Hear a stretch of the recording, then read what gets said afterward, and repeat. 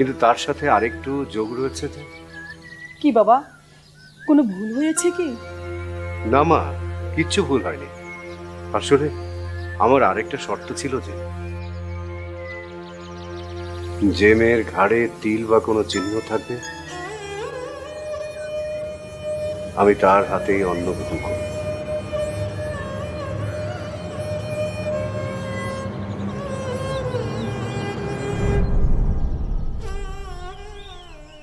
না বাবা, আমার মেয়ের ঘাড়ে তো সেরকম কিছু নেই। তাহলে কি আপনি আমার অন্ন গ্রহণ করবেন না? ঠিক আছে মা, তিল নাই থাকতে পারে, কিন্তু আপনি এত দূর থেকে কষ্ট করে খাবার নিয়ে এসেছেন, উনি গ্রহণ করবেন। দিন আপনি।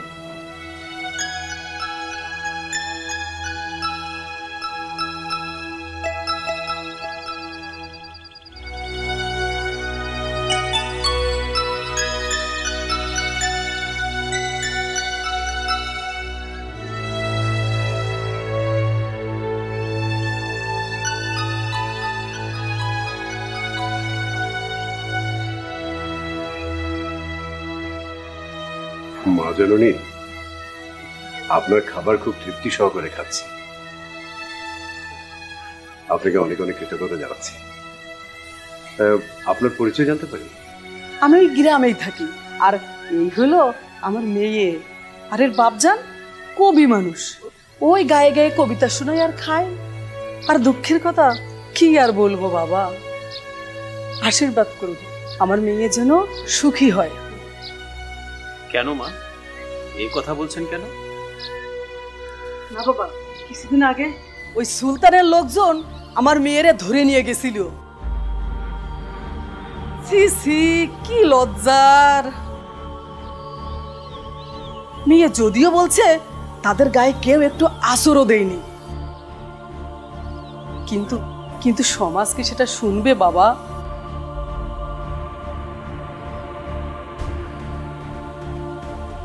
সকলে ছি ছি করে।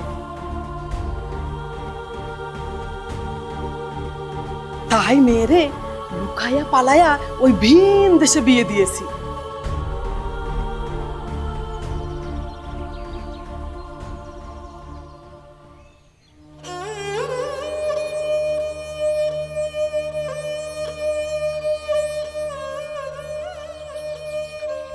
দোয়া করি মা, আপনার মেয়ে যেন সুখী হয়।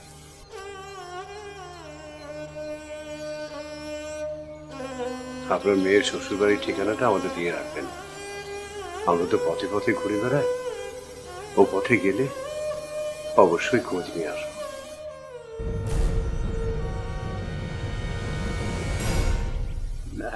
আপনার কিছু বলার থাকলে বলতে পারেন। না বাবা, আসলে মেয়ে আমার সেই ঘটনায় ভয় পেয়ে আছে তো, সেখানেও নাকি ঘাড়ে কিছু দেখেছিল। আর আপনারাও জানতে চাইছেন।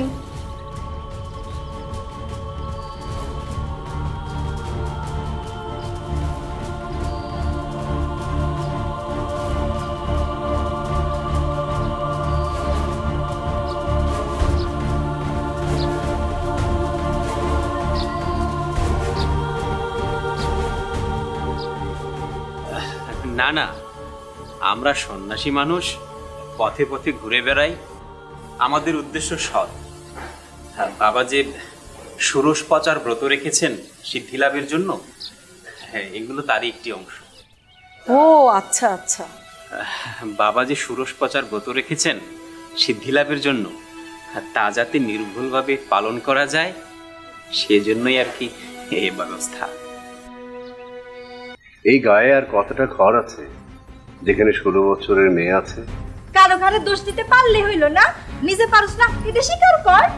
কনক, ভালো না কইতেছি, কিন্তু এর ঘাড়েও যদি চিহ্ন থাকে তাহলে? আরে পাগলা, চিহ্ন আছে। আমগো খেলায় সবসময় তোরা এত গন্ডগোল পাকাস কে? তোদের খেলায় আমরা যাই গন্ডগোল করতে? তুই আমারে এই দেখো কোন ইক্কা আমার গুলুগুলুরে পানিতে কেন ফেলাই সেটা কি হতে পারে? কে হবে আমার বোন আত্মারা? তোরা আমারে পুতিয়া পালা দিছ। মাহিরা হাইরা গেছে, স্বীকার করলেই হয়, এমন করার কি আছে? হবে হবে, সব হবে, সুর হবে, তাল হবে, তার আগে মনটাকে একটু শান্ত করা দরকার।